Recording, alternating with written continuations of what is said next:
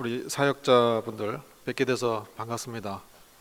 어젯밤에 비행기로 오늘 새벽에 도착을 했습니다.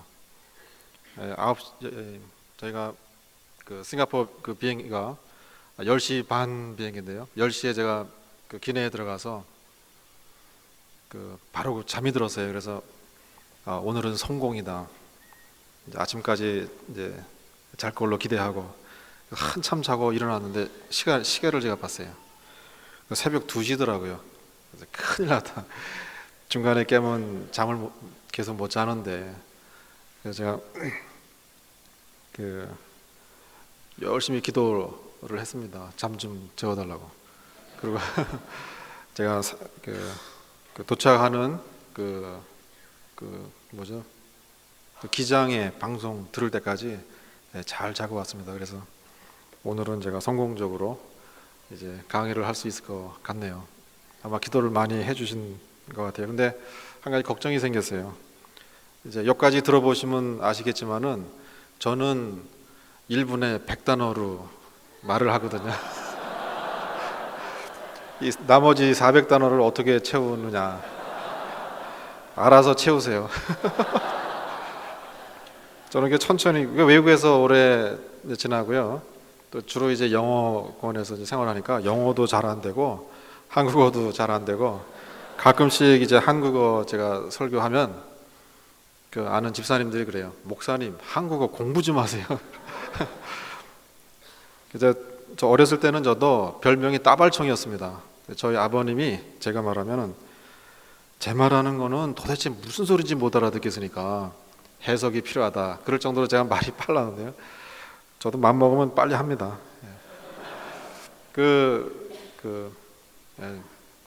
한 장으로 요약 다시 해드린 거 받으셨죠?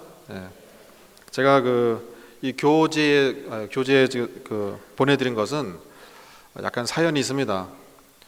제가 처음에 이상하 목사님이 이제 원고 좀 보내달라고 하셨을 때 제가 이제 늘 그렇지만은 이제 기도를 하고 무슨 내용을 가서 얘기하면 좋겠습니까? 이제 여쭤보고 이제 그 내용을 제가 보내는데 한 부분을 제가 빠뜨리고 보냈어요. 그런데 계속 제 마음에 빠뜨린 거에 대한 부담이 와가지고 요 부분에 그냥 말씀을 드리기로 제가 마음 먹고 이제 수정본을 보냈는데 그게 미처 전달이 안 돼가지고요. 그 수정본의 요약을 아웃라인을 제가 보내드린 거예요. 빠뜨린 부분이 뭐냐면 제가 총신을 나오고요. 그 다음에 미국 가서 공부하고 그 다음에 영국 가서 공부하고 박사과정 마치기 직전에 드디어 이제 큰 깨달음이 왔습니다. 그 깨달음이 뭐냐면 이렇게 신학을 해서는 도가 안 트이는구나. 그거를 제가 깨달았어요. 그래서 제가 전공을 바꾸려고 했습니다. 제가 그냥 빈말로 말씀드리는 게 아니고 전공을 응용언어학으로 바꾸려고 했어요. 도가 이상한 도가 트여가지고 도가 안 트인다라는 도가 드디어 트여가지고 제가 너무너무 속이 상해가지고요. 신학 끝이다. 그래서 직업을 바꾼다. 전공을 바꾼다. 그리고 대학원의 응용언어학과 박사 과정을 제가 어드미션을 받고 정말 도망가려고 했어요. 그래서 1월 달에 제가 박사 학위를 마쳤는데요. 하나님이 아시고 먼 사후에 배후에서 무슨 일을 어떻게 해놓으셨는지 제가 3월 달에 교수가 돼버렸어요. 에든버러 대학이요. 그래서 여기까지 제가 고문을 당하고 왔는데요. 신학을 잘못 배웠다, 기독교를 잘못 배웠다, 이 말을 제가 그 이후로 한 8년여 동안 가는 데마다 이렇게 얘기를 했는데 올해 들어와서 몇 달 전에 드디어 두 번째 뚜껑이 열리는 그런 이제 깨달음이 또 왔습니다. 속에서 너무너무 속상하고 불이 나가지고, 그래서 제가 그 내용이 이 한국 교회뿐만 아니죠. 제가 우리 한국 목사님들 대상으로 강의를 하니까 한국 교회 얘기를 하는 것이지만은 미국도 그렇고 영국도 그렇고 뭐 유럽은 뭐 더 말할 것도 없고요. 싱가포르도 마찬가지고요. 이 기독교를 배우고 기독교를 가르치는 이 시스템에 아주 치명적인 오류가 있다. 이것을 제가 지난 8년 동안 누누이 제가 그 말을 했지만 그 말이 무엇을 의미하는지를 새로운 차원에서 제가 깨닫고 머리에 뚜껑이 드디어 열렸어요. 제가 그 아시는 분은 아시지만은 그 동아일보사에서 영어 그 학습법 출판을 하지 않았습니까? 예. 저는 지금 그 대학 뭐죠? 에든버러에서 그 신학 박사 과정 마치면서도 전공 바꾸는데 전혀 제가 아쉬움이 없었어요. 왜냐하면 이 영어 쪽으로 뚜껑이 제가 열린 경험이 있어가지고요. 제가 너무 아픈 그런 경험들이 많아요. 뭐 한국에서 영어를 공부하신 분들 다 그렇지만은요. 제가 중학교 1학년 때 정말 그 영어를 열심히 공부했습니다. 근데 저희 반에 공부를 지지리도 못하는 친구가 미국을 이민을 갔어요. 그리고 저희 중학교 3학년 2학기 때인가 그때쯤 한국을 잠시 방문을 했어요. 한 2년 한 6개월쯤 지난 다음에 근데 갑자기 이 친구 입에서 나오는 영어가 원어민 영어가 나오는 거예요. 저하고 같은 반에 중학교 1학년 될 때는 뭐 그 바닥을 기던 친구인데요. 저는 3년 동안 영어를 얼마나 열심히 정말 했는데 그 친구 영어하고는 비교가 안 되는 거예요. 늘 왜 그럴까? 나는 이렇게 열심히 하는데 왜 저 친구 같이 안 되나? 그런 고민을 그때부터 해가지고 제가 이제 신대원 들어갔을 때 하나님이 어떤 새로운 방법을 깨닫게 해주신 그런 경험이 있습니다. 그래서 영어만 생각하면요 속에서 그냥 불이 나요. 불이. 한국인처럼 영어를 열심히 공부하는 민족이 어디 있습니까? 그런데 이 시스템 하에서는 아무리 영어를 열심히 공부해도 안 되게 돼 있어요. 그건 뭐 자타가 다 인정하는 것이죠. 그런 현상이 이 기독교 세계에 있구나라는 것을 두 번째 드디어 뚜껑이 열린 거예요. 그래서 제가 첫 번째 기도하면서 무슨 내용을 가서 강의를 이제 할까요? 이제 여쭤볼 때 제 마음에 온 부분 중에서 그 부분을 빼뜨렸어요. 두 가지 이유 때문에. 첫째는 그 부분을 제가 한국 가서 또 강의를 하게 되면 속에서 불이 날 텐데, 그러면 언어가 과격해지지 않겠습니까? 지금 너무 속이 상한데, 저는 이제 그걸 그 거룩한 분노다 이렇게 이제 제 스스로 표현을 하지만은 너무 속상해요. 저나 여기 계신 분들 이 시스템에 어떻게 보면은 좀 뭐랄까요? 좀 그 희생을 당했다 뭐 이렇게 표현할까요? 이 시스템 하에서는 정말 소수의 사람이 치고 나가서 하나님의 세계를 체험하는 그런 거 아니고 정상적으로 교회와 신학교와 또 더 그 이후에 외국에서 연계해서 신학을 공부하고 이렇게 아무리 들어가 보셔야 기독교의 세계로 뚫고 들어가기가 어렵습니다. 오히려 더 어려워요.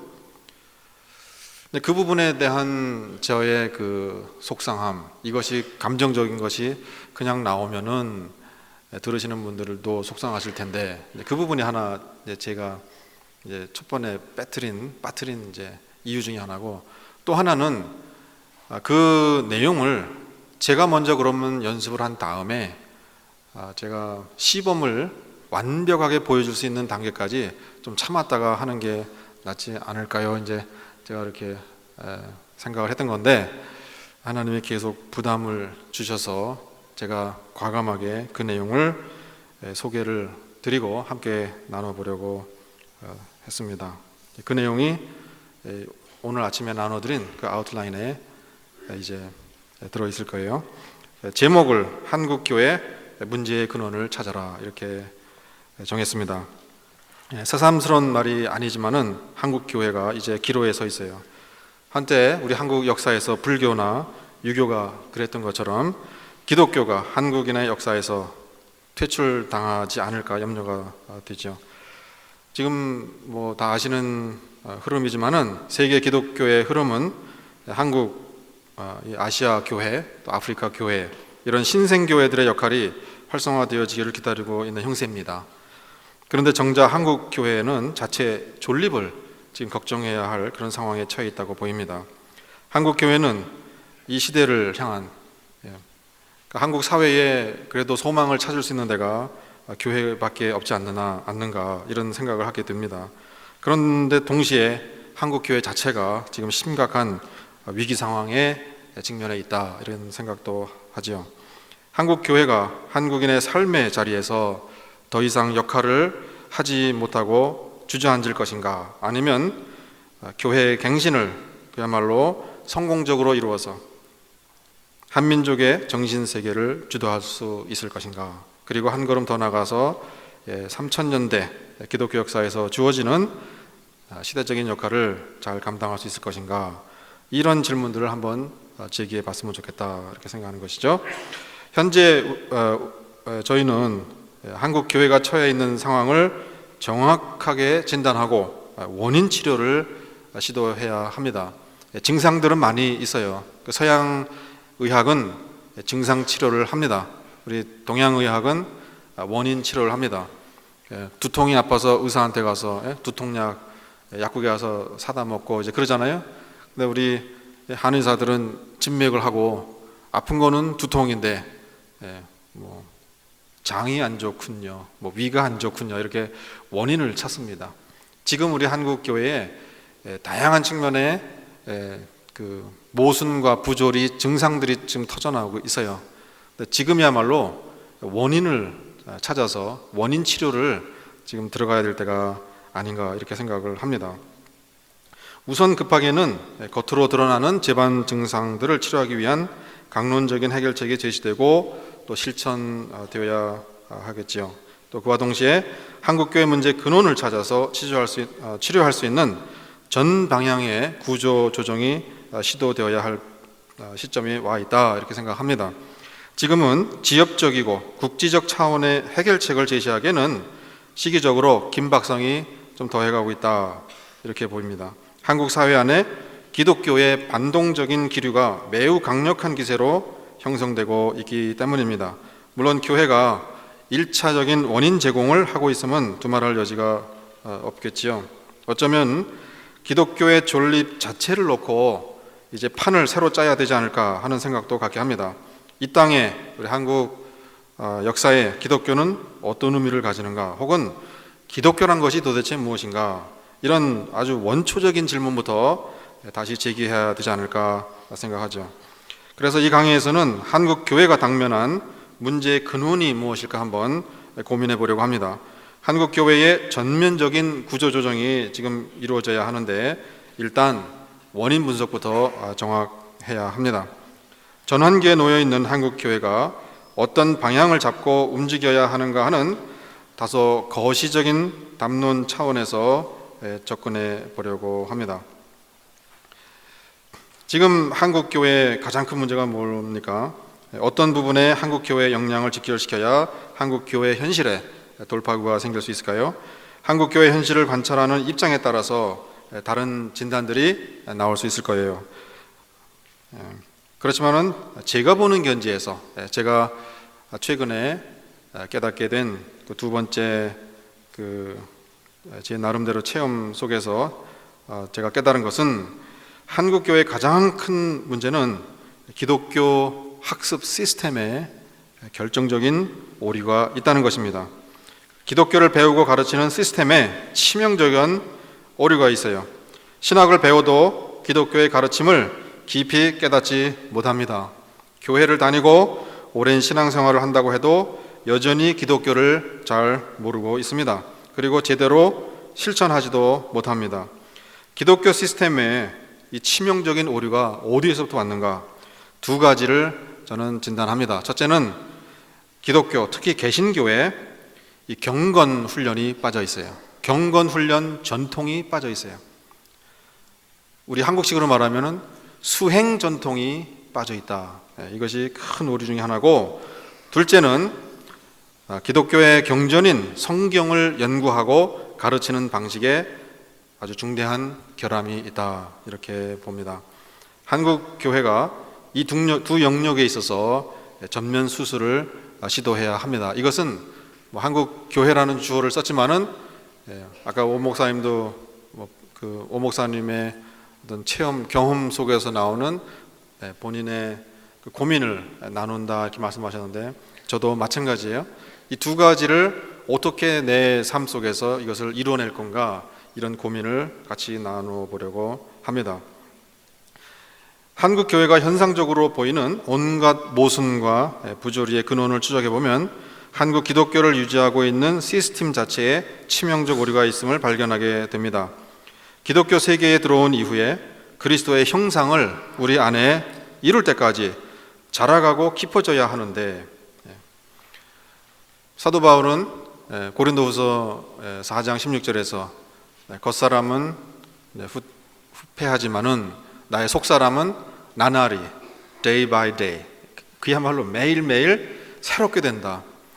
제가 신앙생활한 그 오랜 기간을 다 세지 않고 신학을 하기로 마음먹은 그때부터 그야말로 날마다 하루 내 안에서 내 속에서 속사람이 내면 세계가 끊임없는 변화들을 계속 이루어냈다 한다면 지금쯤 처음 신학을 시작할 때 모습과 오늘 이 순간의 내 모습이 얼마나 큰 차이가 있겠는가. 체계적인 경건에 이르는 연습 또는 경건에 이르는 훈련을 제대로 받았다 한다면 15년, 20년 전문적인 영역에서 신학을 연구했을 때 얼마나 큰 변화가 일어날 수 있었을 것인가. 그런데 오늘 내 모습을 보면 처음 신학을 할 때나 지금이나 50보 100보 거기서 거기 이런 상태를 벗어나지 못하고 있는 이것이 이제 우리의 현실이 아닌가 이렇게 생각하는 것이죠. 기독교를 가르치는 학습 시스템이 실상 기독교의 세계로 깊이 들어가는 것을 어렵게 만들고 있습니다. 말은 이렇게 했지만은요, 외국에 가서 신학을 하고 그런다고 해서 영의 세계가 뭐 더 깊이 열립니까? 제가 그 에든버러 대학의 그 신학부의 그 교수가 된 다음에요, 저희 교단에 선배 목사님들이 초청을 했어요. 그래서 미국의 그 어틀란타 지역에 있는 그 어느 노회 그 수련회 강사로 갔었습니다. 첫날 저녁에 사경에 인도하고 그리고 그 둘째 날 목사님들이 뭐 저희 뭐 동료 되시는 분들도 있고 선배 후배 목사님들이 같이 간담회를 하자고 하세요. 그래서 간담회를 가졌습니다.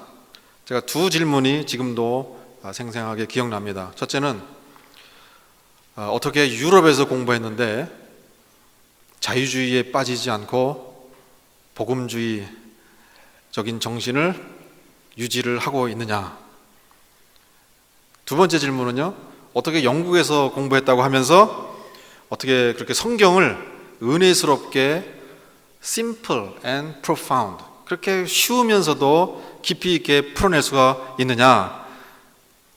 그 질문 속에 저에 대한 이미지가 들어있는 거예요. 무슨 이미지냐? 신학을 한국에서 공부했고 외국에 와서 나름대로 정말 최선을 다해서 신학을 공부해서 에든버러 대학의 교수가 됐다. 그러면은 저 친구는 드디어 경지에 올라갔구나. 저희 같은 그 교단에 속한 목사님들조차도 그렇게 생각을 안 하시는 거예요. 저 친구 아직도 복음주의로 남아 있어. 아직도 하나님 믿어. 성경의 권위 인정해. 이런 시각으로 저를 보셨다는 것이죠. 어떻게 유럽에서 공부하고 복음주의로 살아남을 수 있느냐? 어떻게 영국에서 공부하고 성경을 그렇게 은혜스럽게 풀어낼 수가 있느냐? 기독교의 위기 또는 기독교 그 학습 시스템의 오류는 뭐 복잡하게 이론적으로 설명할 필요 없어요. 그렇게 열심히 신학을 공부해서 거기까지 갔으면은 저 사람은 드디어 투시를 하겠구나. 저런 사람 근처에 가면은 내가 지금 뭔 생각하는지 다 읽어낼 테니까 저런 사람 근처에 안 가는 게 신상에 좋다. 그렇게 생각합니까? 안 그러죠. 기독교 세계에 뭔가 중대한 오류가 있어요. 아니면은 우리 목사님들에 대해서 성도들이 어떻게 생각합니까?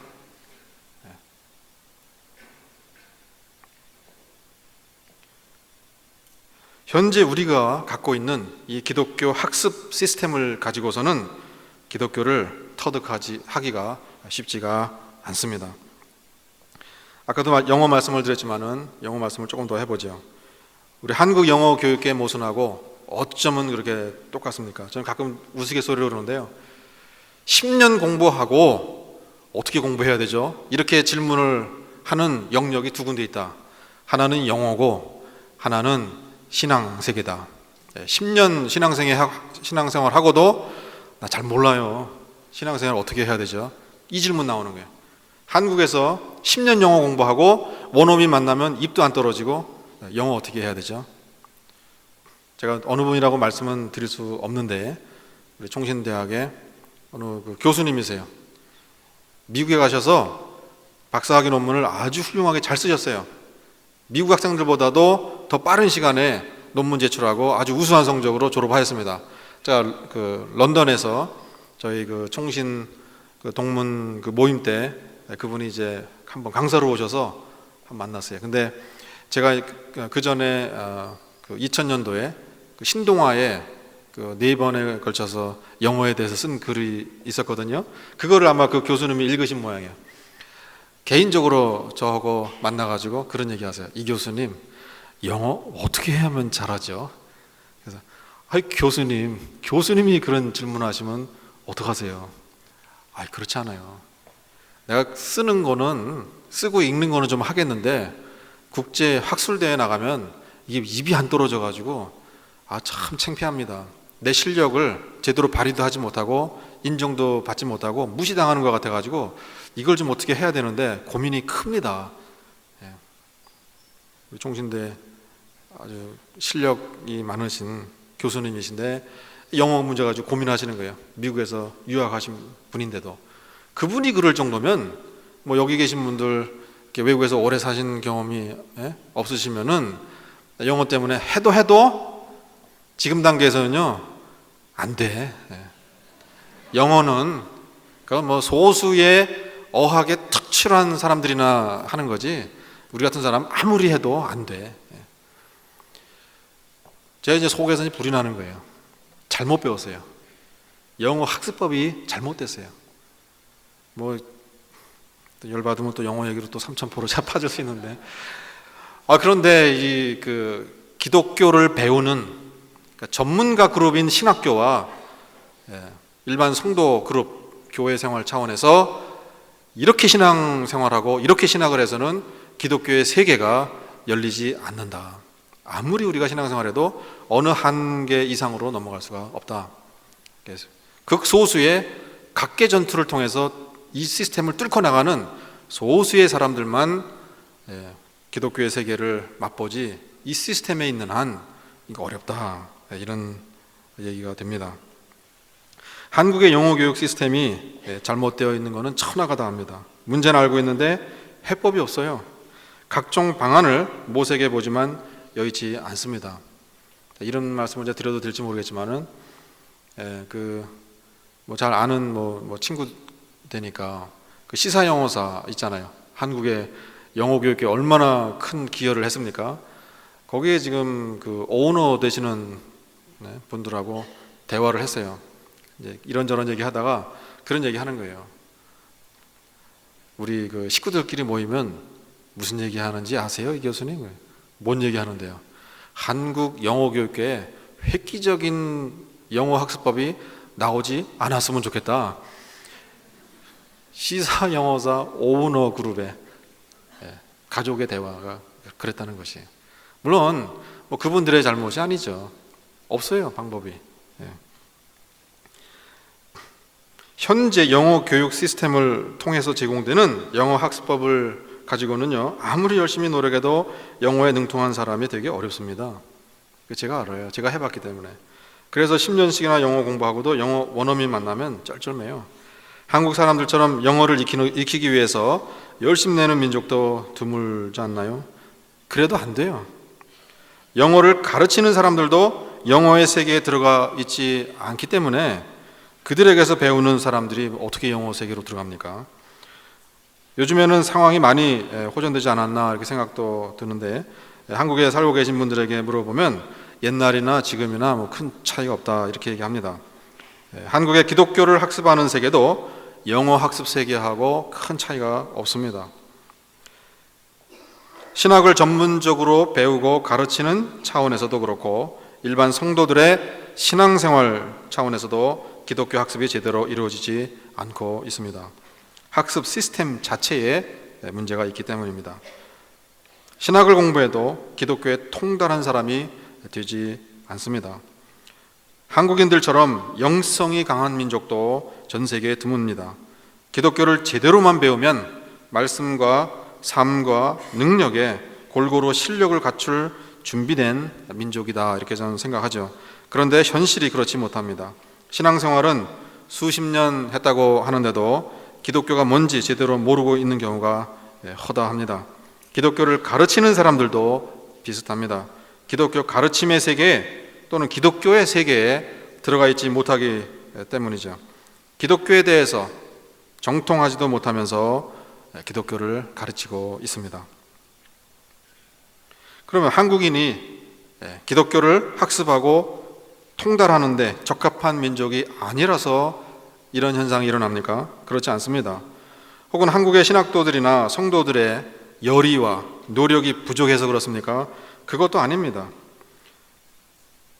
현재 기독교를 가르치고 배우는 이 학습 시스템을 가지고는 기독교의 실력자가 되기가 쉽지가 않습니다.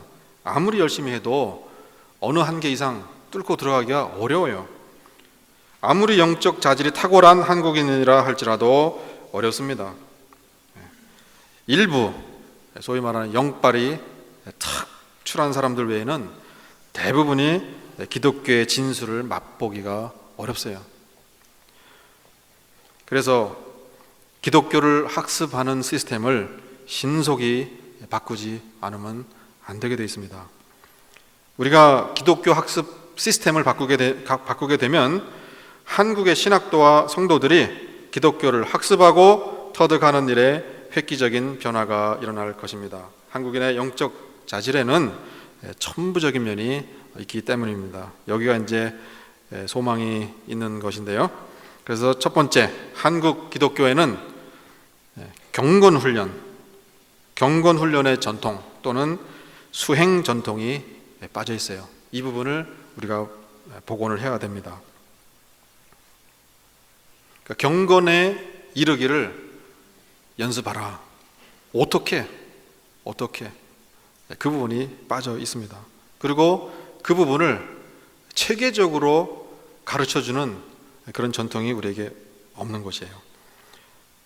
매우 아쉬운 일이지만은 자기를 스스로 훈련하는 전통, 혹은 자기 자신과 싸우는 전통, 혹은 자아를 죽이고 자기를 부정하는 전통, 이것이 체계적으로 우리 신학 연구와 또는 신앙생활 그 현장에 자리를 잡지 못했습니다.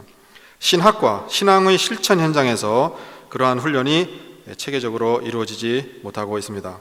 자기 부정 또는 자기 부인에 관한 말은 무성하지만 대부분 수사적인 말잔치에 그치고 있을 뿐입니다. 기독교는 하나님의 절대 주권과 인간의 책임 사이에 감흥을 중시합니다. 하나님의 주권에 절대 의존하지만 동시에 인간 편에서 해야 할 몫은 최선을 다해 감당해야 합니다. 인간 편에서 감당해야 할 몫은 우리 자신의 육신의 소욕을 죽이고, 아까 이전 시간에서도 오 목사님 많이 강조하셨는데, 성령의 인도하심을 따라 살 수 있도록 영적인 체질 개선을 이루는 일입니다. 성경은 이 부분에 있어서 대단히 확고합니다. 그리고 자기와의 싸움은 기독교의 입문이요 토대이기도 합니다. 그리고 이것이 제자도의 핵심이기도 합니다. 제가 이전에는 산발적으로 이 부분을 이제 제 스스로 이제 실습 또는 실천을 했는데, 이제 뚜껑이 열린 다음부터 종합적으로 제가 연구를 들어갔습니다. 최근에 한국에서 중세 수도원 전통을 통해서 어떤 영성 훈련이나 이런 부분은 기반이 제가 검토해 본 바로는 많이 취약해요. 아까 우리 오 목사님도 그 리차드 포스터 얘기를 하셨는데, 그런 그 영성 훈련의 맥이 카톨릭 쪽에서는 나름대로 있어요. 그러나 성경에서 말하는 경건 훈련은 그런 어떤 그 기도와 명상과 이런 차원이 아니고 전면적으로 내 자신의 육을 죽이고 옛사람을 죽이고 새 사람으로 거듭나고 내 자신을 변화시키고 내 속에 있는 육의 소욕들을 죽이고 문자 그대로 성령님을 따라서 사는 그 이면에 들어있는 그 훈련 과정이나 훈련 내용들이 아주 방대한 내용이 성경에 들어있는 것을 제가 이제 보게 됐어요. 그래서 제가 연습을 합니다. 참 재밌는 연습들이 많이 있는데요. 그거는 그러니까 이제 종종 우리 시중에 나와 있는 그 하나님을 경험하는 법, 이렇게 카톨릭적인 그 전통을 배경으로 한 그런 경건 훈련 또는 영성 훈련 교재들을 보시면은 주로 체험부터 시작을 해요. 그리고 성경과 연결을 짓고 그렇게 산발적인 훈련을 시키는데, 성경 자체로 들어가서 하나님과 교제로 뚫고 들어가고 내 자신을 완전히 변화시키는 그 훈련으로 들어가고, 그 다음에 성경의 영적인 체험의 세계가 오늘 우리 현장에서 재현되는 이런 그 3차원적인 그런 경건 훈련을 위한 작업들을 지금 제가 들어가 있습니다. 그래서 지금 예전에 다 그 끝냈어야 될 그런 그 기초적인 훈련들을 이제 제가 지금 들어가면서 참 한편으로는 감사하기도 하고 한편으로는 속에서 이제 많이 불이 나기도 하고 합니다. 예를 들어서 제 의식 속에서 저에게 들어오는 그 생각들을 선별해서 내가 받지 말아야 될 생각들을 생각을 블로킹하고 막아내고, 이 생각은 내가 갖지 말아야 될 생각이니까 나사렛 예수 이름으로 나에게 들어오지 마라.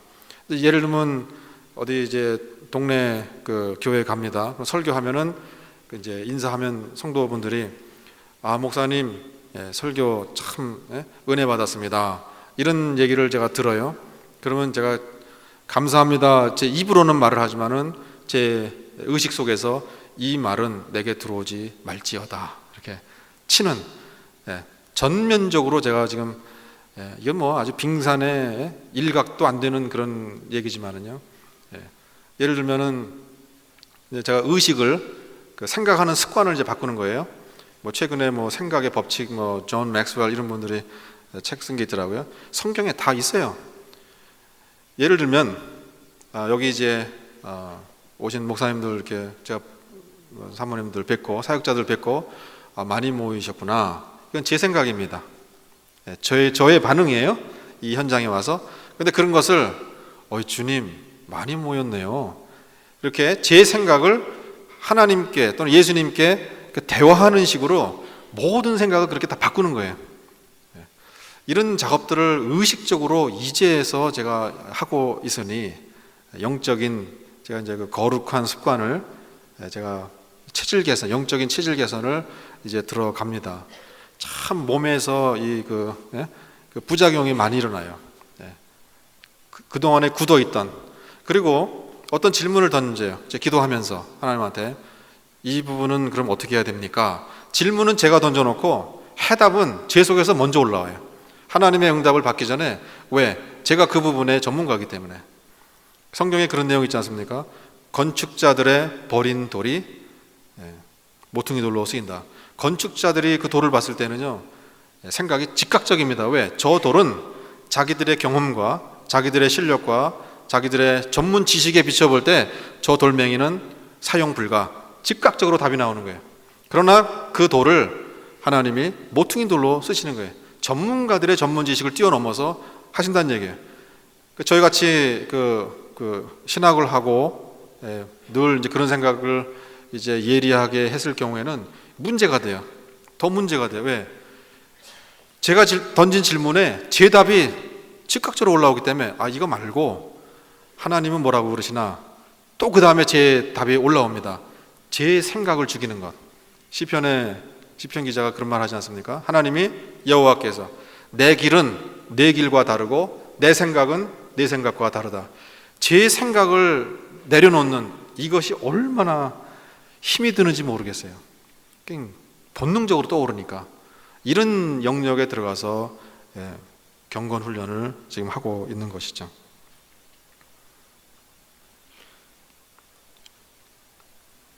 한국 교회는 육에 대하여 죽고 영에 대하여 사는 구체적인 훈련을 해야 된다는 말은 많지만은 도대체 그걸 어떻게 해야 되는지 이 방법론을 제시해 주어야 합니다. 예수님은 자기를 따르려는 자들은 자기를 부인하고 각자 자기 십자가를 져야 한다 명하셨어요. 예수님은 소위 금욕주의나 고행주의를 가르치지 않았지만은 스스로 자기 부인의 최고의 모범을 보여주셨습니다. 자기 부정은 결국 우리 안에 있는 육신의 성질을 죽이는 것입니다. 그리고 우리의 마음을 닦는 일입니다. 예수님은 마음이 청결한 자는 하나님을 볼 것이라 말씀하셨습니다.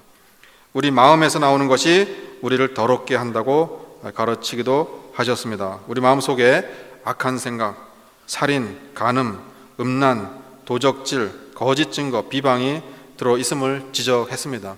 예수님이 중풍병자를 고치실 때 그 현장에 바리새인들이 있었습니다. 예수님이 그 중풍병자를 향하여 내 죄들이 사함을 받았다 이렇게 말하니까 속으로 참남하도다, 어떻게 인간이 죄를 사할 수 있느냐 이런 생각을 했어요. 예수님이 그 생각을 아시고, 심중에 저들의 생각을 아시고 사용하신 용어가 왜 악한 생각을 하느냐. 수도 없이 제 속에서 제가 악한 생각을 합니다. 하나님을 하나님답게 인정해드리지 못하는 생각, 하나님 편에서 보면 다 악한 생각이에요. 어제도 제가 악한 생각했고 그제도 제가 악한 생각했습니다. 왜? 하나님한테 100% 맡기지 못하고 있으니까. 말로는 맡기고 있지만은 마음으로 맡기지 못하니까 하나님 보실 때는 악한 거예요. 회개해야죠. 회개할 게 참 무시로 회개할 수밖에 없는 그런 제 내면 세계가 들여다 보이는 것이죠. 이런 육의 성질들과 싸움을 해야 되는데 이거 어떻게 싸워야 되는지 이걸 이제 알려줘야죠. 마음의 할례를 받아야 되고, 우리는 마음을 닦는 각고의 노력을 경주해야 합니다. 예수 그리스도의 마음을 우리 안에 품게 될 때까지, 그리고 오직 주 예수 그리스도로 옷 입고 정욕을 위하여 육신의 일을 도모하지 않게 될 때까지 훈련을 해야 돼요. 훈련을. 근데 훈련을 어떻게 해야 되는지 배운 적도 없고 가르치지도 못하고 있습니다.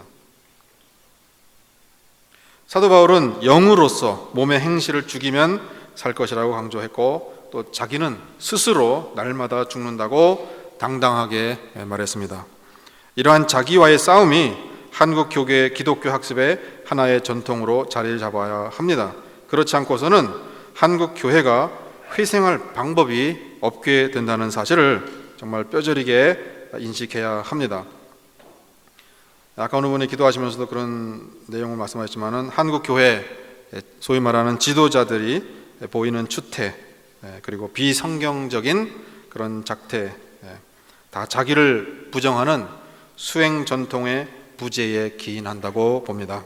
자기 부정, 마음 닫기, 마음 비우기, 집착 버리기, 욕심 버리기, 그리고 자기 십자가 짊어지기 등과 같은 기독교의 기초 공사들이 제대로 훈련되는 영적 전통이 우리 교계에 형성되어 있다고 한다면, 교회 공금의 횡령, 여자 성도들과 불륜, 교인들 사이 패싸움, 신학교 교수들 사이 반목과 대립, 이런 상식을 초월한 어처구니 없는 모습들이 생겨날 수 없을 것입니다. 소위 교계 지도자급 인사들이 이건 다 공개된 비밀 아닙니까?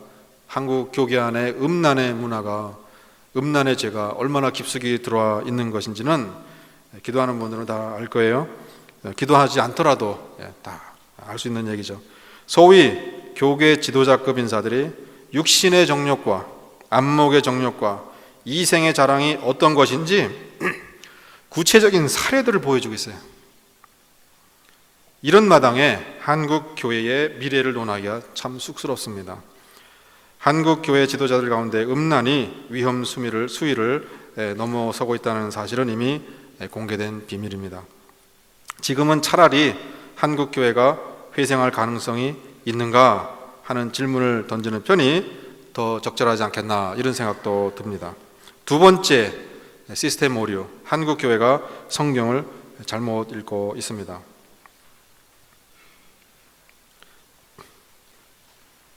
한국 교회는 성경을 읽고 가르치는 오리엔테이션에 결함이 있어요. 제가 이제 긴 내용들이 있는데 제가 앞부분을 좀 요약하면, 간단히 요약하면 이렇습니다. 바둑을 공부하는 분들이, 예를 들어서 바둑 실력이 조금 있는 분들이 바둑 5급 정석 책을 이제 삽니다. 그래서 그 바둑 책을 열심히 공부하면 내가 바둑에 이제 5급 실력이 되는 거예요. 5급 책을 공부하면 내가 5급이 되는 거예요. 그 다음에 더 열심히 이제 공부해서 1급 책을, 바둑 1급 정석 책을 공부해서 내가 이제 1급 수준으로 올라갑니다. 그러니까 바둑의 정석 책에 쓰여져 있는 그 내용이, 그 실력이 내 안으로 들어오는 거예요. 성경을 공부하면 우리 자신이 성경의 수준으로, 성경의 경지로 올라가야 되는데 성경을 본받는 방향으로 성경을 공부하고 있지를 못합니다. 좀 추상적인 얘기가 되지만 제가 좀 센 얘기로 그냥 한 말씀 드릴게요. 사도 바울이 다메섹 도상에서 예수님을 만납니다. 그리고 난 다음에 눈이 멀어서 이제 사람들의 손에 이끌려서 다메섹으로 들어가요. 그 다음에 예수님이 주님의 제자 아나니아라는 제자에게 나타나십니다. 그리고 말씀하십니다. 아나니아야, 집가라 하는 거리를 가서 유다라는 사람의 집을 찾아라. 그러면 그 안에 들어가면 사울이라는 이름의 청년이 머물고 있으니까 가서 안수기도 해주라. 아나니아가 즉각적으로 긍정하지 않습니다. 주님, 그 사람은 우리를 잡아 죽이려고 온 사람인데 제가 겁나서 어떻게 갑니까? 괜찮아, 올 때 내가 손을 봐놨다. 아나니아라는 사람 이름의 사람이 와서 자기 머리에 안수하는 것을 그 청년이 환상 중에 보도록 내가 했다. 그러니까 겁먹지 말고 가라. 이런 대화가 일어나잖아요. 본문을 우리가 읽습니다. 그 본문을 공부합니다. 그 본문이 어느 급수에 해당되는지는 모르지만은 그 본문을 읽을 때 이 내용이 내 삶의 현장 속에서 재현되기를 기대하면서 읽으십니까? 그 성경의 내용이 하나님이 원하시면은, 하나님이 허락하시면은 내 삶 속에서도 그 모습을 내가 이루어낼 수 있다. 이런 기대를 가지고 성경을 공부하십니까? 가끔 제가 들으신 분도 있겠고 안 들으신 분들이 더 많이 계시겠지만은, 한국에서 주역이라는 책이 있지 않습니까? 주역이라는 책을 3년 4년 열심히 공부하면 좀 이렇게 뭐가 보이는지 이러쿵저러쿵 얘기를 합니다.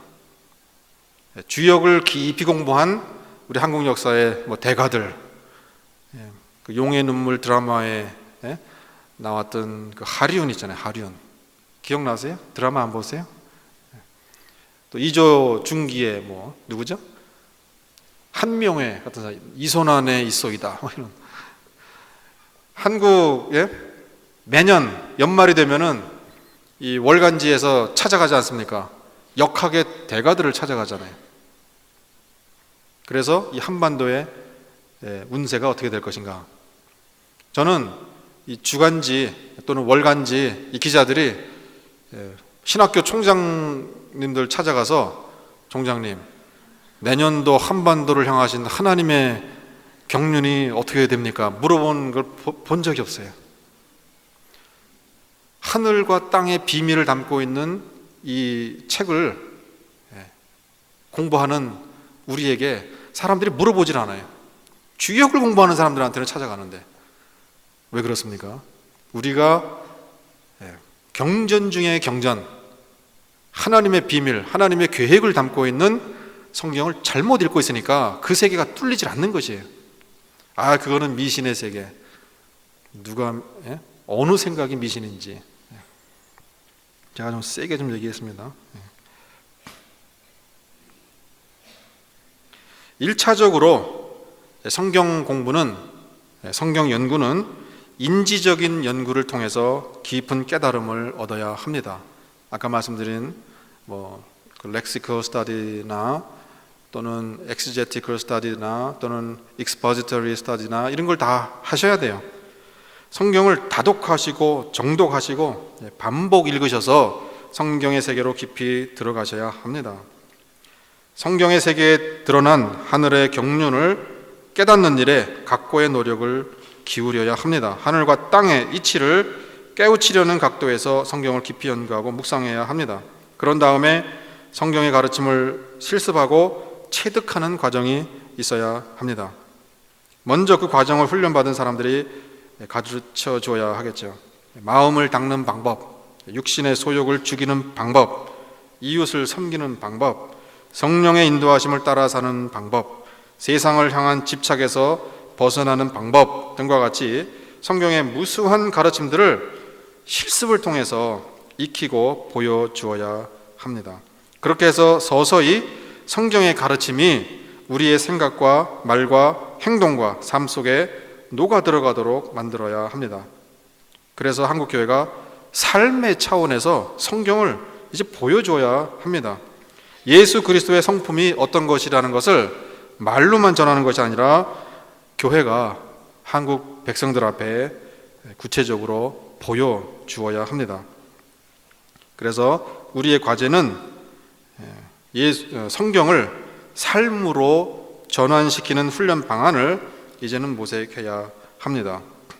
그런데 성경을 통해서 우리가 본받아야 할 한 단계 더 깊은 차원이 있어요.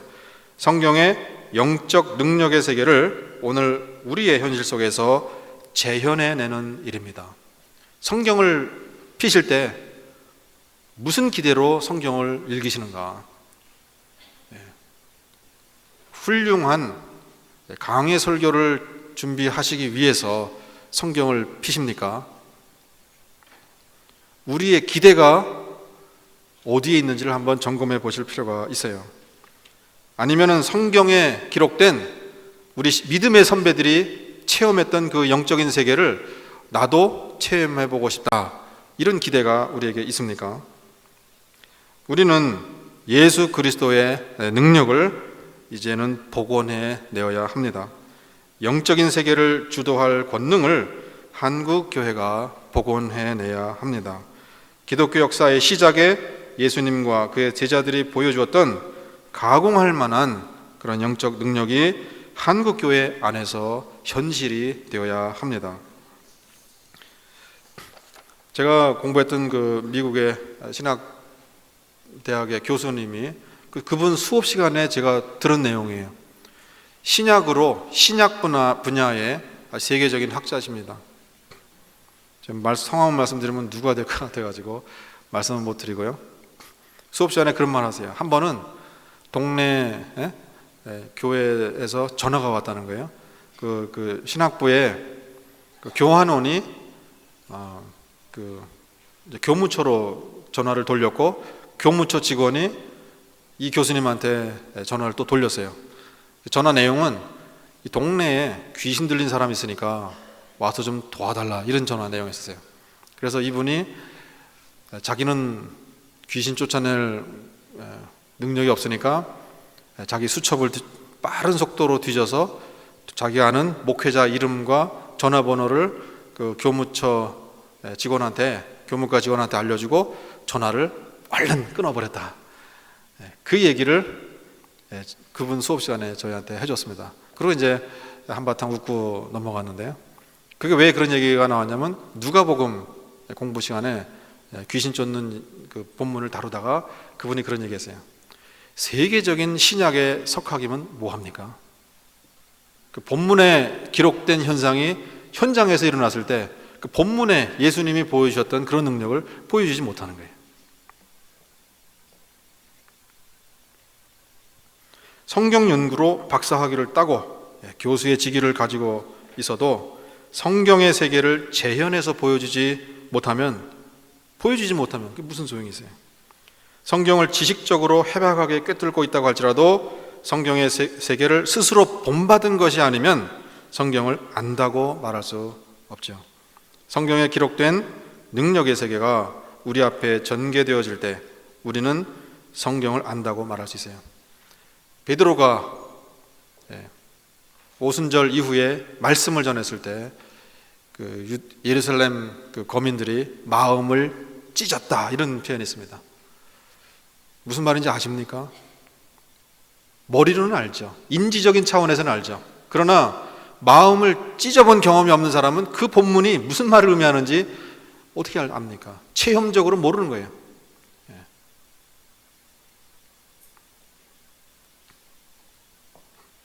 성경의 학습은 능력과 연결되어 나타나져야 하기 때문입니다. 여기에 한국 교회를 향한 도전이 있어요. 창세기부터 계시록까지 성경에 기록된 무수한 그 행위 동사들이 있습니다. 하나님을 바라라, 하나님을 기다리라, 많은 동사들이 있어요. 거짓말을 하지 말라, 하나님을 신뢰하라, 이웃을 사랑하라. 이 많은 동사들에는 이 동사들을 내 삶 속에 체득하고 체현하기 위해서 무엇을 어떻게 하면 이 동사가 내 속으로 들어올 수 있을 것인가, 방법이 마련되어야 돼요. 방법이 마련되지 않은, 그리고 그 방법을 구체적인 단계별로 그 내용을 내 속에 이루어내기 위한, 본받기 위한 그런 훈련 과정이 빠져 있다고 하면은, 저는 그 바둑을 좋아합니다. 제 바둑 실력은 한 5급 근처까지 갔다가 다시 미끄러졌어요. 그런데 한국에 오거나 제가 외국에 있으면서도 기보들이 나오면 늘 제가 읽습니다. 뭐 이창호가 어디서 누구하고 대결했고, 뭐 요번에 뭐 최철한 구단이 처음으로 국제기전에서 우승을 해서 국내 파라는 드디어 이제 그런 그 딱지를 띄었다, 뭐 이런, 뭐 지난주 얘기예요. 제가 늘 그 업데이트하고 있습니다. 신문 보면 늘 그 바둑 해설해요. 그러나 제가 바둑을 둬본 적이 까마득해요. 한국에 와서도 어느 숙소에 들어가면요, 저는 보는 데가 두 군데밖에 없어요. 그 기독교 채널하고 바둑 채널입니다. 바둑 채널 보면서 야, 참 저 사람들 머리 구조는 어떻게 돼 있나, 어떻게 저런 수들을 볼 수 있나 감탄하면서 제가 은혜를 받습니다. 근데 은혜 받는 것이 전부 다예요. 제가 그 받은 은혜를 한번 실전에서 더 봤어요 말이죠. 그 은혜 받는 실력은 점점 높아지는데 제 바둑 실력은 거꾸로 가고 있어요. 말씀을 듣는 귀는 성도들이 높아지는데 삶의 현장에서 실천하는 실력은 오히려 거꾸로 가고 있어요. 그런 일이 가능합니다. 기독교 역사를 통해서 우리가 이제 점검을 해야 돼요. 지금까지는 우리 기독교 학습 시스템의 오류를 제가 지적을 했는데, 이 부분에 대한 검토가 왜 중요하냐? 지금 기독교의 지금 흐름 자체가 어떤 그 연속성이 지금 중단될 그런 위기에 왔기 때문에 이 부분을 검토하는 것이에요. 예수님이 유대교의 퇴출과 새로운 전통을 시작하셨습니다. 마가복음 1장 21절 28절 말씀 그 교재에 있기 때문에 제가 안 읽고요. 유대교의 퇴출을 가져온 첫 번째 요인이 말씀의 권위 상실입니다. 회당에서 예수님의 가르침을 들은 모든 사람이 놀랍니다. 자기네 서기관들과 달리 가르침에 권위가 있음을 느꼈기 때문이죠. 유대교 가르침에 권위가 없었다는 말입니다. 당시 회당은 1차적으로 율법을 가르치는 장소였습니다. 그리고 유대인 10가정이 있으면 회당을 세울 수 있었다고 합니다. 당시에 아마 회당이 상당히 많은 숫자가 있었을 것으로 생각됩니다. 회당이 많으면 뭐합니까? 율법을 정기적으로 가르치는 것이 능사가 아닙니다. 권위가 상실된 가르침 가지고는 아무리 회당 숫자가 많고 아무리 잦은 횟수로 율법을 푼다고 하더라도, 율법을 가르친다고 하더라도 그 회당의 역할이 제 역할을 감당하지 못합니다. 예수님의 가르침은 예수님의 성경 해석입니다. 예수님의 성경 풀이와 강론이 서기관들의 성경 풀이와 달랐던 이유를 대부분 두 가지로 설명을 합니다. 첫째는 예수님은 말씀을 체화하신 분이기 때문에 말씀을 푸실 때 큰 확신 속에서 말씀을 풀었다. 둘째는 예수님의 성경 풀이와 강론에는 오전 시간에도 아까 시간에도 말씀을 들으면서 강조가 됐지만은 성령님의 영감과 능력이 함께 하셨다. 서기관들이 말씀을 푸는 방식은요, 공허한 이전에 이 본문을 푸는 사람들의 이론을 나열하는 식으로 풀었다고 합니다. 제가 보기에는 이런 부분이 우리에게 타산지석이 되지 않을까 생각을 하죠. 한국 교회도 교회의 수적인 증가를 자랑합니다. 교회가 많고 교회 숫자가 많고 적은 것이 1차적으로 중요한 것이 아니다 생각하게 만듭니다. 교회를 통해 가르쳐지는 말씀에 권위가 있고 능력이 있는가, 그 점이 중요한 것이죠. 유대교의 퇴출을 가져온 두 번째 요인이 영권의 상실입니다. 회당 안에 귀신이 버젓이 들어와 앉아 있을 수 있었다. 이 사실이 유대교의 무력함을 단적으로 드러내줍니다. 유대교 지도자들이나 유대인들이 그 사람이 귀신 들렸다는 것을 알았다고 한다면 회당 안으로 들여놨을 이유가 없죠. 그럴 까닭이 없죠. 그들은 귀신이 회당 안에 앉아 있다는 사실을 몰랐습니다. 회당 안에서 귀신이 소리 지르고, 그때 귀신이 큰 소리를 지르고 나가더라 할 때 그 소리 지르다라는 동사는 예수님이 십자가상에서 마지막으로 엘리 엘리 라마 사박다니 하고 크게 소리 지르고 운명하시더라 할 때 쓰여진 동사하고 같은 동사입니다. 회당 안에서 귀신이 있는 소리로 그냥 소리를 지르는 거예요. 그 소리가 유대교의 시대는 끝났다라는 상징으로 들리게 된 것입니다. 귀신이 유대교를 유린하고 무시하고 우습게 여기는 그런 모습이 아닐 수 없습니다. 기독교 역사의 시작은 말씀의 권위 회복과 귀신을 제압하는 영권의 회복에 있었습니다. 예수님의 지상 사역 기간 동안에 말씀과 이런 영권은 동전의 양면과 같이 함께 있었다. 그래서 저는 이것을 로고스와 카리스마가 완벽한 조화를 이룬 모습이었다. 말씀이 있는 곳에는 영적인 능력이 나타났고 능력의 드러남은 말씀에 기초하고 있었습니다. 기독교라는 새로운 전통은 말씀 권위와 영적 권위 회복에 세워져 있음을 기억해야 합니다. 루터와 칼빈 이제 이르러서 기독교의 전통이 그 흐름을 바꾸어지게 됩니다. 사도행전 예루살렘 교회로부터 기독교 전통이 이제 시작되는데요. 초대교회 때에는 말씀의 실력과 기존의 그 기성 개념들을 뒤집어 엎는 그런 좀 과격한 용어를 쓰면은 사회 전복적인 정신 세계를 뒤집어 엎는 그런 그 가르침으로 초대교회 상황에서 상전과 노예가 차등이 없고 남자와 여자가 차등이 없고 유대인과 이방인이 차등이 없고, 이런 가르침들은 어마어마한 가르침들입니다. 예를 들어서 지금도 그렇지만은 예전에 김일성이나 이런 사람들이 살아있을 때 제가 평양 시내 한거리 가서 김일성 죽일 놈이다 이렇게 외치는 것처럼, 그 시대 그 북한 체제에 이건 받아들일 수 없는 그런 메시지가 되는 것처럼, 상전과 노예가 구분이 없다, 남자와 여자가 구분이 없다, 그리스도 안에서는 유대인과 이방인이 구분이 없다, 이런 가르침 자체가 정신세계를 뒤집어 엎는 그런 가르침이었습니다. 그리고 영적인 능력을 보여줌으로써 교회 자체의 실력으로 영혼들을 구제해내는 그 역할을 했어요. 그런데 313년에 로마 황제 컨스탄틴이 기독교를 국교로 공인해 버리니까 그 다음부터는 태어남은 교인이 되는 거예요. 목숨 걸고 이들의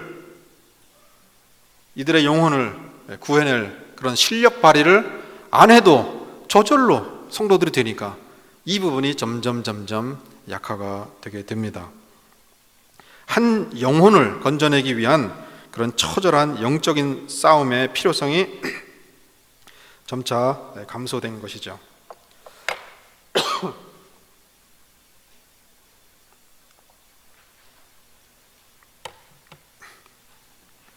그 현상에 대해서 죄송합니다. 두 가지로 이제 말을 할 수 있겠죠. 한편으로는 복음이 전파될 수 있는 호우적인 장이 마련되었다. 기독교 공인이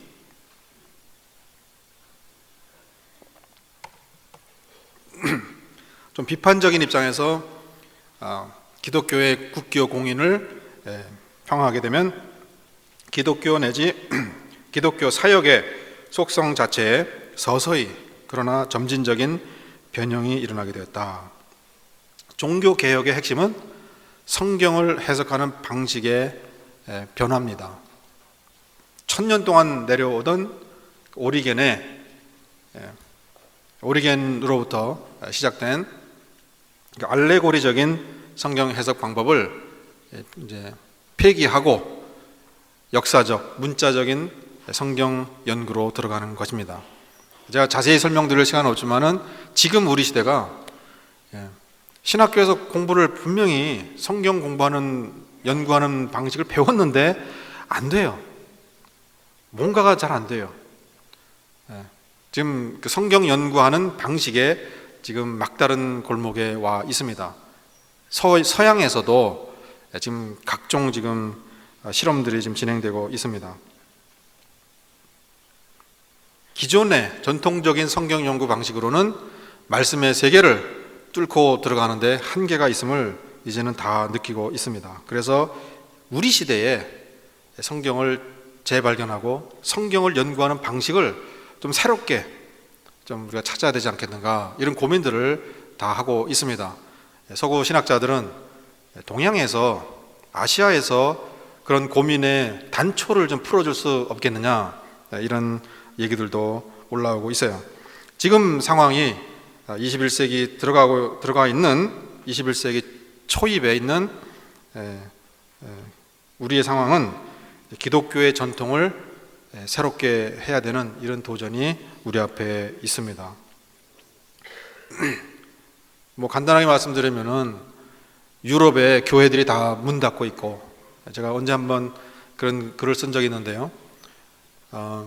지금 다시 웨스트민스터로 복귀하셨나 모르겠지만은 전에 그 필라델피아에 있는 그 웨스트민스터 신학교에 그 조직 신학 교수로 계시던 그 싱클레어 퍼거슨 교수라고 있습니다. 그분이 그 원래 그 스코틀랜드 출신인데요. 그 글라스고우에 있는 그 투룬 처치라고요. 그 당대의 설교가였던 그 에릭 알렉산더 목사님이 시무하셨던 교회 후임자로 들어가세요. 제가 가서 설교도 들어봤지만은 그 싱클레어 퍼거슨 그 교수님은 아주 신학자이면서도 설교가 굉장히 그 강했어요. 그러니까 웨스트민스터 신학교 교수직을 그만두고 그 전임 그 사역자로 목회자로 글라스고우로 다시 이제 왔던 것이죠. 근데 그분과 인터뷰를 할 수 있는 기회가 있었습니다. 목회와 신학 그 잡지를 위해서. 근데 그 인터뷰 속에서 싱클레어 퍼거슨이 이런 얘기했습니다. 우리는 이 스코틀랜드 사회를 향한 교회의 역할에 자신감을 잃었습니다. 제가 깜짝 놀랐어요. 다른 사람도 아니고 싱클레어 퍼거슨 목사님 입에서 그 말이 나왔다는 것이 저에게는 상당히 충격이었어요. 결국은 그분이 손을 들고 미국으로 다시 갔습니다. 유럽의 교회가 문 닫고 있는 건 뭐 교회들이 술집, 극장, 아파트 지금 다 팔리고 있잖아요. 기독교의 종주국이 지금 바뀌는 상황입니다. 성경적으로 우리가 표현하면 하나님이 기독교의 종주국의 촛대를 지금 옮기고 계시는 것이에요. 새로운 기독교의 중심지가 일어나지 않았습니다. 21세기에 급격한 변화가 일어나는 것이에요. 저희가 교회사 시간에도 배웠지만은 AD 3세기, 4세기, 5세기 이 무렵에 유럽의 전 지역에 그 비숍들이 중요한 신학적인 문제가 있을 때마다 모였던 도시가 있습니다. 그때 살았던 사람들이 그 도시로 향하면서 그 도시에 모여서 늘 신학적인 문제를 토론하고 합의를 도출하고 하는 그 시대에 그 사람들 마음속에 이 도시가 세월이 흘러서 기독교인이 한 명도 씨도 남아있지 않고 오히려 이슬람의 성지가 될 것이다 라고 누가 상상이나 했겠어요? 기독교 역사에 그런 일이 일어났습니다. 컨스탄티노플이라는 도시가 이스탄불로 바뀌었습니다. 지금 그런 어떤 패러다임 변화가 기독교의 중심이 유럽과 서구 사회였었던 것이 이제는 남반부로 제3세계로 기독교의 종주국이 이동하고 있습니다. 아직 우리까지 새로운 중심은 부상하지 않았어요. 저는 이제 개인적으로 한국과 중국과 이 동남아권이 새로운 기독교의 중심지 역할을 하게 될 것이다 이렇게 생각하고 있는데 아직은 거기까지 우리가 가지를 않았습니다. 기독교의 전통에 큰 회오리 바람이 지금 변화가 일어나고 있는 그 한 와중에 지금 한국 교회가 들어 있습니다. 한국 교회가 자체 갱신을 이루면 하나님이 이 시대 이후로 새로운 전통을 우리가 책임질 그런 역할을 맡기시지 않겠나 이렇게 생각을 합니다. 그런 기독교의 전통을 우리 한국 교회가 계승을 하기 위해서는 우리가 다시 복원해야 될 내용이 있습니다. 사도행전 말씀 두 구절을 제가 읽어드릴게요. 잘 아시는 내용이니까.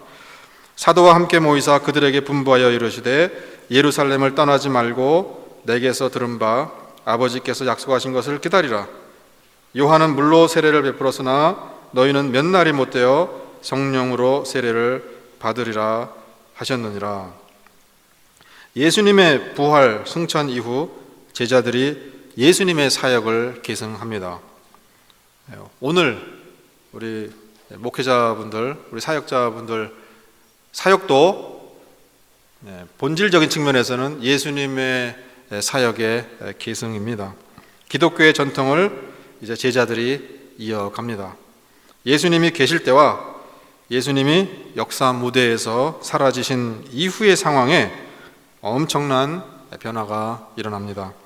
가장 큰 문제는 제자들의 입장에서 가장 큰 문제는 예수님의 사역을 제자들이 대신 이제 감당해야 한다는 거죠. 이것이 왜 그렇게 큰 변화가 되느냐? 예수님이 살아계실 적에는 제자들은 그 예수님의 뒤만 쫓아다니면 됐습니다. 그리고 예수님이 시키시는 일만 감당했으면 이제 충분했죠. 그런데 이제는 제자들이 사역의 주체가 되는 거죠. 이 본문에서 제자들이 성령이 오순절날 강림하시기 전까지 어떤 느낌을 가지고 어떤 마음을 가지고 성령의 강림을 기다렸는지 그 심정을 우리 한국교회가 복원하지 않으면 제 마음속에 우리 사역자분들의 마음속에 그때 그 제자들의 심정을 복원하지 않으면은 기독교의 계승은 어렵다, 이렇게 보는 것이에요.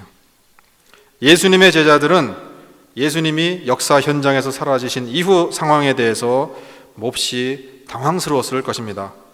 왜 그렇죠? 제자들은 3년 동안 예수님이 귀신들을 쫓아내고 병자들을 고치는 현장을 목격했습니다. 거라사 지방에서는 군대 귀신이 쫓겨나가는 장면을 목격했습니다. 사단이 예수님을 시험하고 예수님의 사역을 끊임없이 방해하는 그 현장도 목격했습니다. 자기들은 벙어리 귀신 들렸던 아이를 고치지 못해서 쩔쩔맸던 그런 경험도 있었는데, 예수님이 한밤중에 무리로 걸어오시는 그런, 그리고 그것을 보고 유령인 줄 알고 기겁했던 그런 경험, 기억도 있었고, 종합적으로 볼 때 예수님의 사역은 결국 1차적으로 사탄의 세력을 멸하기 위해서 오신 것이었다, 행하신 것이었다, 이것을 제자들이 깨달았어요. 이제 예수님이 움직이셨던 그 사역 현장을 예수님이 제자들한테 물려주시고 떠나신 것입니다. 예수님의 뒤를 이어서 제자들이 이제 자기들이 사단과 직접 대면하고 자기들이 직접 사단과 한판 붙어야 되는 시기가 왔음을 깨달은 것이죠. 제자들의 심정이 어떠했겠는가? 아마 아찔한 생각이 들었을 겁니다. 자기들의 싸움의 대상이 제자들은 알았어요. 사단이라는 것을. 그리고 사단의 존재가 얼마나 가공할 만한 위력을 가진 존재라는 것을 3년 동안 적나라하게 목격을 했습니다. 이제 자기들이 사단과 맞붙어 싸워야 되는데 당황하지 않을 수 없죠. 아찔한 생각이 들지 않을 수 없었을 것입니다. 앞으로 우리끼리 잘할 수 있을까? 어떻게 해야 되지? 막강한 능력의 소유자인 사단은 여전히 활동하고 있고, 예수님과 같은 말씀의 권세와 영적인 능력은 아직 없고, 그것이 제자들을 당혹스럽게 만들었을 것입니다. 직책이 문제가 아니죠. 학위가 문제가 아니죠. 상대가 상대인 만큼 예수님 버금가는 말씀의 권세와 영적 능력이 있어야 하는데 그것이 아직 없으니까 고민이 되었을 것입니다.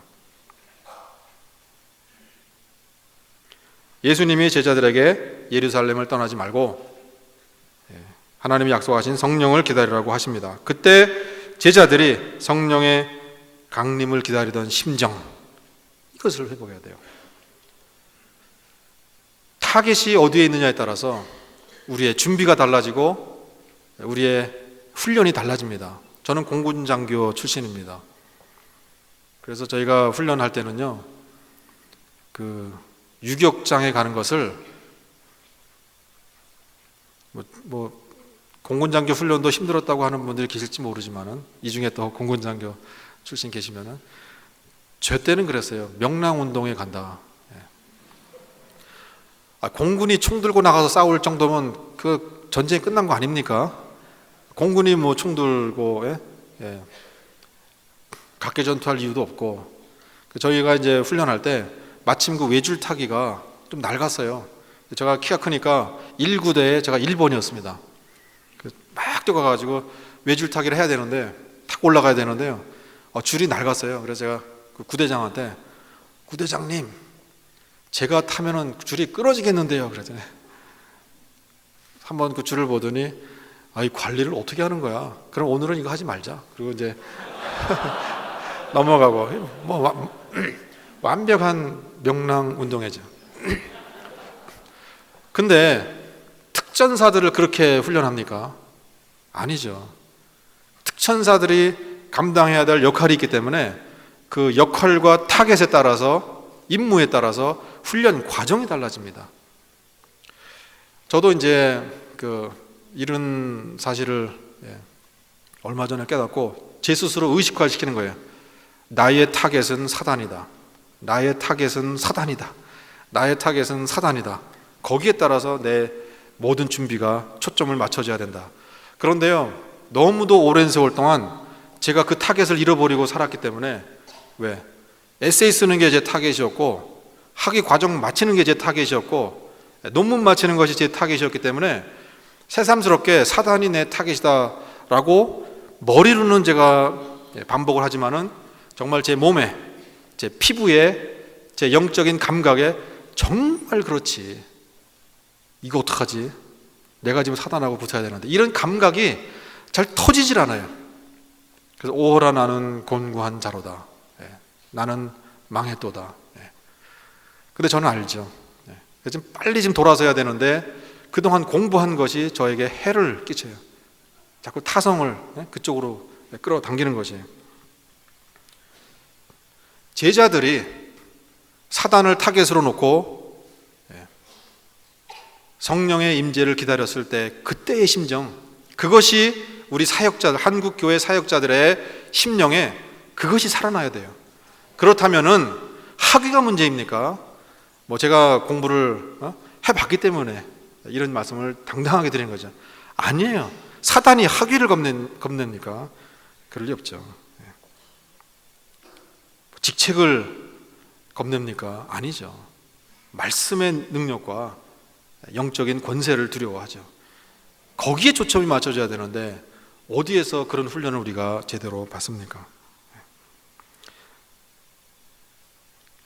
오늘 기독교가 위기에 처해 있는데 예수 그리스도께서 시작하신 그 기독교의 전통, 개인적인 차원에서는 목회의 회복, 이것은 말씀과 기도의 토대 위에서만 가능합니다. 조직이나 학위나 직책을 통해 주어지는 권위는 2차적인 것에 지나지 않습니다. 한국교회 사역자들이 예수님의 제자들이 하나님의 약속하신 바를 오매불망 기다리던 그 심정을 회복해야 합니다. 예수님이 물려주신 사역의 계승은 위로부터 주어지는 영적 권위를 받지 않고서는 감당할 수 없기 때문입니다. 신학교 졸업장, 교단을 통해 받은 목사 안수, 신학교육을 통해 받은 학위 등이 사역에 필요하기는 합니다. 하지만 그것들은 기독교 전통 계승의 충분 조건은 되지 못합니다. 기독교의 사역은 말씀의 권능과 기도의 권능이 뒷받침되어야 비로소 충분 조건을 갖추게 되죠. 이 말에 반대할 분이 아마 아무도 없을 거예요. 그러나 진정으로 이 말에 대해서 뼈저리게 느끼는 그런 목회자들이 그렇게 많지 않은 것 같습니다.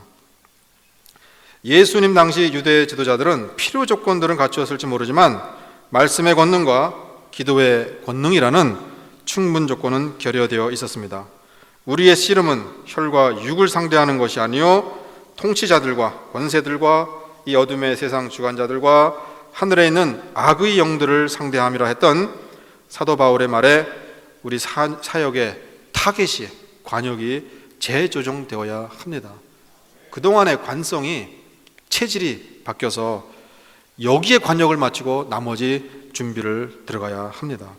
우리가 싸울 싸움의 대상이 누구이며 어떤 수준의 존재인가 확인하게 되면 그에 따라 우리의 준비도 달라지지 않을 수 없기 때문입니다.